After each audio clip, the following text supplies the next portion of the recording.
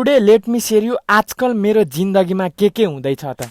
Hello what's up people, welcome back to my another mini vlog. अनि यो देखेको building चाहिँ हेरेरै चिन्नुभयो भने चाहिँ कमेन्टमा भन्नु होला। 2082 साल मेरो लागि एकदमै खुसी र लाभदायी हुनुको साथसाथै हेक्टिक, एन्सियस र कन्फ्युजन पनि। यहाँ बसेको 9 दिन चाहिँ मेरो लागि एकदमै सुपर टफ, तर धैर्यताको साथ I handle the situation with the flow. साथसाथै जिन्दगी पनि यस्तै भइरहेको छ, गो विथ द फ्लो भने चाहिँ आउने आउँछन्, जाने जान्छन्, बस्ने बस्छन्, रमाउने रमाउँछन्। कतिले भन्छन् ब्रोलाई त चिल छ, खान्छ, केटाहरूसँग हिँड्छ, रमाइलो छ भनेर। हो, म खान्छु, साथीहरूसँग रमाइलो गर्छु, जिन्दगीलाई जिउन सिक्छु, तर उनीहरूलाई कसले सम्झाउने क्या यो छालाले छेकेको मनभित्र चिन्ता र पीडा कति छ भनेर। जिन्दगी भनेको यस्तै उपर निचे तल माथि त हुँदै गर्छ। भोलिबाट चाहिँ म यहाँ बस्दा के खाएर कस्तो थियो भनेर मिनी भ्लगहरू बनाउने छु। आजलाई यति नै। Thank you so much for watching and listening my बकवास। आजलाई यति नै। See you tomorrow.